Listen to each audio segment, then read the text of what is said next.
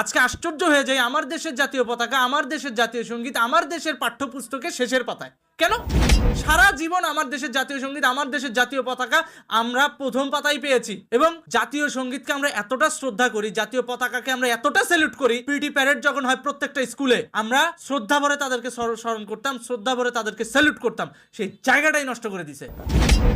মানে বাংলাদেশ নামক যে একটা দেশ আছে সেই জিনিসটাই স্বীকার করতে চায় না এই ইউনূস সরকারের মতো এই মানে বেঈমান অথর্ব গুন্ডাতন্ত্রের সরকার। এরা গুন্ডাতন্ত্রামি করে বাংলাদেশের রাষ্ট্রীয় ক্ষমতাকে জিম্মি করে আজকে জাতীয় সঙ্গীত জাতীয় পতাকাকে পাঠ্যপুস্তকের শেষের পাতায় নিয়ে গেছে। কেন? এ কেমন বাংলাদেশ? প্রজন্মের পর প্রজন্ম আমরা কি শুধু এই ঠেলাঠেলি করে যাব, এই মতবাদের লড়াই করে যাব? বর্তমান বাংলাদেশে যে প্রেক্ষাপট চলতেছে এটা নিয়ে কথা না বললেই নয়। বিবেকে লাগে, বিবেকে লাগছে, এই জন্যই কথাটা বলতেছি। আরে ভাই, বাংলাদেশের জাতীয় পতাকা, বাংলাদেশের জাতীয় সঙ্গীত আমার আইডেন্টিটি। অ্যাজ এ বাংলাদেশী নাগরিক আমার আইডেন্টিটি এটা, অ্যাজ এ বাঙালি আমার আইডেন্টিটি এটা, as a citizen of People's Republic of Bangladesh, my identity is my national anthem and my national flag. সেই আমার এই আইডেন্টিটিকে যখন অবজ্ঞা করা হয়, আমার এই আইডেন্টিটিকে যখন ছুঁড়ে ফেলে দেওয়া হয় পেছনের সারিতে, তখন স্বভাবতই আমার খারাপ লাগবে। সঠিক সময় এবছর বাচ্চারা নতুন বই পাচ্ছে না কেন? বাংলাদেশের সরকার কি বাজেট করে যায় নাই? হ্যাঁ, সাবেক সরকার চলে গেছে, ভালো কথা, বাজেট তো রয়ে গেছে। বাজেট অধিবেশন তো করে গেছে সেই জুলাই মাসে, জুন মাসের শেষের দিকে, জুলাইয়ের শুরুর দিকে, ওই সময়টায় বাংলাদেশের বাজেট তো টাকা দেওয়া আছে। তাহলে কেন সঠিক সময় বাচ্চারা বই পাবে না? তাহলে বাংলাদেশের বাজেটের ওই টাকা কি হলো, কোথায় গেল? আছে কোনো হিসেব আছে?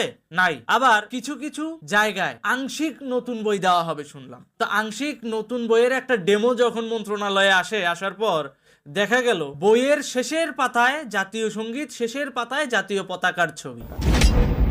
তাহলে আমার দেশের জাতীয় সঙ্গীত, আমার দেশের জাতীয় পতাকা, আমার দেশের বাচ্চাদের বইয়ে প্রথম পাতায় সারা জীবন থেকে এসেছে, সেটা হুট করে ইউনূস সরকারের বদৌলতে শেষের পাতায় কেন যাবে? কেন যাবে? একজন উপদেষ্টা বলতেছেন এতে দেশপ্রেমের কোনো প্রভাব পড়বে না, মনটায় চাইতেছে একটা অফেন্সিভ ওয়ার্ড বলি, ওই বইটা ফোল্ড করে তার পশ্চাৎ দেশে গ্রিজ দিয়া ওই যে ওইটা করতে মন চাচ্ছে। এতটা কেয়ারলেস শাসন ব্যবস্থা কিভাবে হয়? এতটা কেয়ারলেস মানুষ কিভাবে হয়? নিজের দেশের জাতীয় সঙ্গীত, নিজের দেশের জাতীয় পতাকাকে অবজ্ঞা করে শেষের পাতায় রেখে প্রথম পাতাটাকে সার্কাস বানায় রাখছে। Wow, first impression is the best impression. এই মানুষগুলোই তো সেমিনারে যায় বলে আসে। তাহলে তারা আজকে কেন বাংলাদেশের জাতীয় পতাকা নিয়ে এইরকম ষড়যন্ত্র করছে? কেন সাধারণ স্টুডেন্টদেরকে জাতীয় সঙ্গীত, জাতীয় চেতনা, দেশপ্রেমের বিরোধী করে তুলছে? তাহলে সরাসরি বলেই দেন যে জাতীয় সঙ্গীত, জাতীয় পতাকা থাকার দরকার নেই, এটা পূর্ব পাকিস্তান হয়ে গেছে, পতাকা দিয়ে কি করবেন, জাতীয় সঙ্গীত দিয়ে কি করবেন, বই দিয়ে বা কি করবেন? বই দেওয়ার দরকার তাই দিচ্ছি, সমাজ মেনটেন করার দরকার তাই করতেছি। এইটাই যদি হয়ে থাকে আপনাদের আসল উদ্দেশ্য, সেটা বলে দেন। তারপর দেখেন বাঙালি কিভাবে স্বাধীনতা রক্ষা করে বা স্বাধীনতা পুনরুদ্ধার করে। ঠিক আছে? তারপর দেখবেন আজকে আশ্চর্য হয়ে যায় আমার দেশের জাতীয় পতাকা, আমার দেশের জাতীয় সঙ্গীত আমার দেশের পাঠ্যপুস্তকে শেষের পাতায়। কেন? সারা জীবন আমার দেশের জাতীয় সঙ্গীত আমার দেশের জাতীয় পতাকা আমরা প্রথম পাতায় পেয়েছি, এবং জাতীয় সঙ্গীতকে আমরা এতটা শ্রদ্ধা করি, জাতীয় পতাকাকে আমরা এতটা স্যালুট করি। পিটি প্যারেড যখন হয় প্রত্যেকটা স্কুলে, আমরা শ্রদ্ধা ভরে তাদেরকে স্মরণ করতাম, শ্রদ্ধা ভরে তাদেরকে স্যালুট করতাম। সেই জায়গাটাই নষ্ট করে দিছে।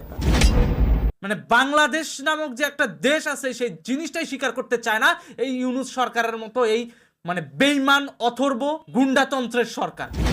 এরা গুন্ডাতন্ত্রামি করে বাংলাদেশের রাষ্ট্রীয় ক্ষমতাকে জিম্মি করে আজকে জাতীয় সঙ্গীত জাতীয় পতাকাকে পাঠ্যপুস্তকের শেষের পাতায় নিয়ে গেছে। কেন? জাতীয় সঙ্গীত জাতীয় পতাকা এটা কি এমনি এমনি আসছে নাকি? পড়ালেখা করেন নাই ছোটবেলায়? ও আপনারা করবেন কেমন? আপনারা তো সারা জীবন আমেরিকার পা চাটতে ব্যস্ত, জিব্বা ক্ষয় হয়ে গেছে না, পয়সা আসে। তাই বাংলাদেশের নিজস্ব যে একটা কালচার আছে, বাংলাদেশের নিজস্ব যে একটা অর্জন আছে, এই জিনিসটাকে আপনারা মূল্যায়নই করলেন না। কথায় কথায় ব্যারিস্টার ফুয়াদ নামে এক নাজায়েজ পলিটিশিয়ান আছে বাংলাদেশে, সে কথায় কথায় পশ্চিমার উদাহরণ দেয়, কথায় কথায় উদাহরণ দেয় ইউএস এর, কথায় কথায় উদাহরণ দেয় ইউরোপের। এ ভাই, তুমি যদি ইউরোপের কনস্টিটিউশন বাংলাদেশে ঢুকাও, তুমি যদি পশ্চিমার কনস্টিটিউশন বাংলাদেশে ঢুকাও, তাহলে তো ঠিক দিন শেষে এটা ওই কলোনিয়াল গোষ্ঠী হয়ে গেল, ওই ঠিক ঔপনিবেশিক শাসন ব্যবস্থাই হয়ে গেল।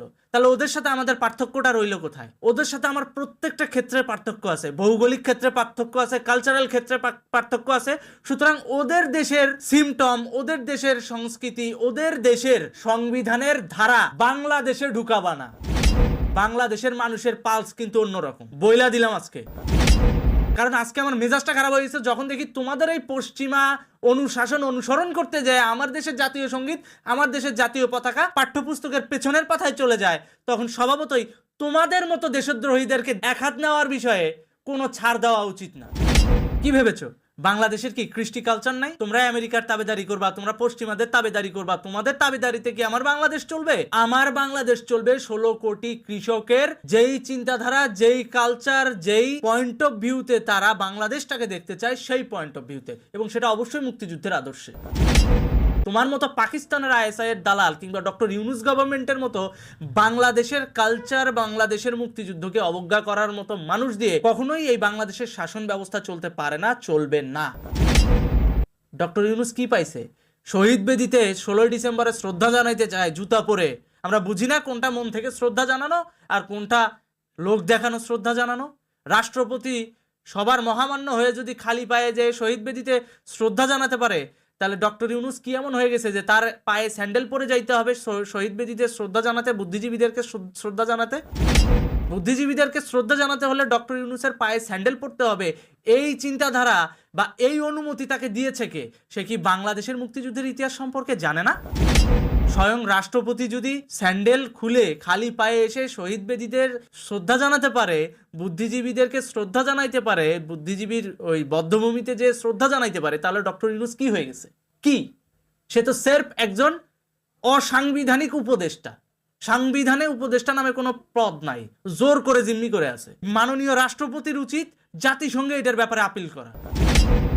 দ্রুত জাতিসংঘে একজন নাগরিক হিসেবে আমি বলতে চাই, একজন নাগরিক হিসেবে বাংলাদেশের প্রেসিডেন্টের উচিত দ্রুত জাতিসংঘে আপিল করা। এই ধরনের অবৈধ উপদেষ্টা যারা কিনা বাংলাদেশের কনস্টিটিউশনকে জিম্মি করে রেখেছে, এদের কবল থেকে বাংলাদেশের মুক্তিযুদ্ধ, বাংলাদেশের জাতীয় পতাকা, বাংলাদেশের জাতীয় সঙ্গীত, বাংলাদেশের কৃষ্টি কালচার, এগুলোকে রক্ষা করা উচিত। তা না হলে পশ্চিমাদের দাসত্বে আমরা আবার কলোনিয়াল যুগে ফিরে যাব। তখন 200 বছরও এই জায়গা থেকে মুক্তি হবে না, বলে রাখলাম।